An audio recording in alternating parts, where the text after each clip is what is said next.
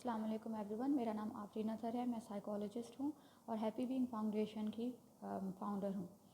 जो मेरा पिछले बहुत सालों का एक्सपीरियंस है, जिसमें मैंने ट्रेनिंग्स भी कंडक्ट करवाई साइको सोशल इम्पैक्ट और साइको सोशल आस्पेक्ट्स के ऊपर, उनमें से मैंने जेंडर बेस्ड वायलेंस को भी टारगेट किया है। अब जेंडर बेस्ड वायलेंस क्यों अकर करती है सोसाइटी में, उसके बहुत सारे रीज़न्स हैं, लेकिन अभी मैं पिन पॉइंट करना चाहूँगी कि हमारे सेल्फ़ एस्टीम को जो आस्पेक्ट्स अफेक्ट करते हैं वो कौन कौन से हैं। इसमें जो मोस्ट कॉमन ट्रेंड जो आजकल बहुत ज़्यादा औरतें मुझसे सवाल ख़ास तौर पे करती हैं, वो ये है कि अपने आप को मैं कैसे परफेक्ट करूं। अब परफेक्ट होना को वो किस तरह डिफ़ाइन करती हैं, वो चीज़ भी मैटर करती है। और वो क्यों आता है? सोशल प्रेशर की वजह से। हमारी सोसाइटी में एक पर्टिकुलर एक सांचा बना दिया गया है कि उस सांचे के अंदर इंडिविजुअल ने मोल्ड हो जाना है, और अगर उसे वो थोड़ा सा भी डिविएट करेगा तो आप तशद्दुद का शिकार होगे। और वो तशद्दुद ज़रूरी नहीं है फ़िज़िकल हो, वो इमोशनल भी हो सकता है।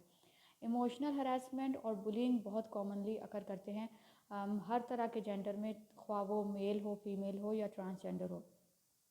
अभी जो मैं फ़ोकस करूँगी वो करूँगी औरतों पे जो बॉडी शेमिंग के अनासर आते हैं।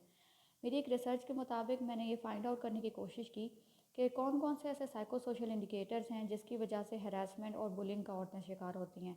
उसमें बहुत सारे फैक्टर्स आए, जिनमें से एक बहुत कॉमन ट्रेंड आया बॉडी शेमिंग, जिसमें औरतों के कपड़े यानी ड्रेसिंग करने का अंदाज़, उनके बाल, उनका चेहरा, उनकी रंगत, वो किस कल्चर से हैं, किस फाइनेंशियल स्टेटस से है, ये तमाम आस्पेक्ट्स हैं। तो अगर हम देखें तो हर चीज़ पे किसी ना किसी लेवल पे बॉडी शेमिंग के अनासर के साथ साथ मिला के उनकी हरासमेंट या बुलिंग आस्पेक्ट्स आना शुरू हो जाते हैं। अब हमें ये कोशिश करनी है कि सबसे पहले हम इस प्रॉब्लम को समझें, और उसके लिए सेल्फ़ अवेयरनेस या खुद आगाही होना बहुत ज़रूरी है। सबसे पहले आप ये जानें कि आप कौन हैं, आपकी वजूद क्या है, और आप एक इंसान हैं। आप एक ख़ास, काबिल क़दर और गलती करने वाले इंसान हैं। हर इंसान में अच्छाइयाँ भी होती हैं और बहुत सारी खामियाँ भी होती हैं, लेकिन यही चीज़ होती है जो हर इंसान को दूसरे इंसान से मुनफरिद करती है। अब मैंने आपको बताया कि एक रूट कॉज़ है जिसकी जो सोसाइटल प्रेशर है, उसको हमने कैसे न्यूट्रलाइज़ करना है। उसके बहुत सारे छोटी छोटी टिप्स मैं आपके साथ शेयर करूँगी। फर्स्ट ये कि अगर कोई हरास कर रहा है आपको इमोशनली या वर्बली और या बॉडी शेमिंग कर रहा है किसी भी लेवल पे, तो आप सबसे पहले उस सेंटेंस को न्यूट्रलाइज़ करें। मसलन ये कि अगर आपको कोई कह रहा है कि आपकी ड्रेसिंग का स्टाइल मुझे पसंद नहीं आया, तो इंस्टेड आप ये कहें कि नहीं, मेरी मर्ज़ी, मैं जैसे भी कपड़े पहनूँ या मैं जैसे भी ड्रेसअप हूँ। आप ये कहें कि हाँ, हर एक का अपना तरीक़ा कार होता है ड्रेसिंग करने का, और मुझे ये पसंद है और I am happy with the way I am.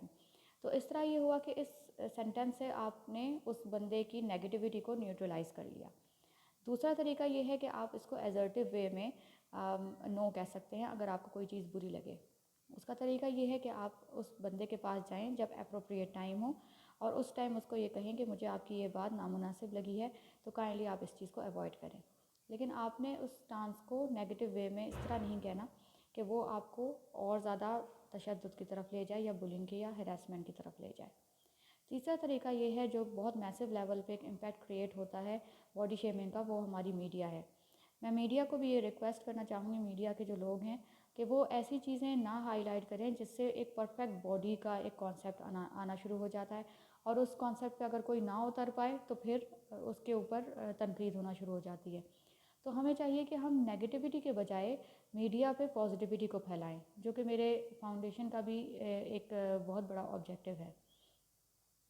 सबसे इम्पॉर्टेंट चीज़ कि आप अपने आप को अहम समझें और अपनी सेल्फ़ एस्टीम का ख्याल रखें। अगर आपकी सेल्फ़ एस्टीम किसी भी चीज़ से अफेक्ट हो रही है नेगेटिवली, तो उसको आप न्यूट्रलाइज़ करने की कोशिश करें एजर्टिव तरीके से, सेल्फ़ अवेयरनेस की तरीके से।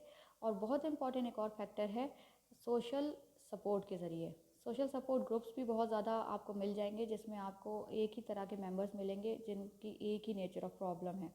तो सपोर्ट ग्रुप में सोशल सपोर्ट ग्रुप्स भी आ सकते हैं, और आपकी फैमिली मेम्बर्स और आपके फ्रेंड्स भी आ सकते हैं जिन पे आप ट्रस्ट करके आप उनसे बातचीत कर सकें।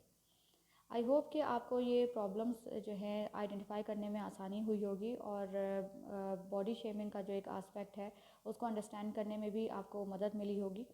इन दी एंड मैं ये कहना चाहूँगी कि आप जैसे हैं आप बहुत अहम हैं, और एक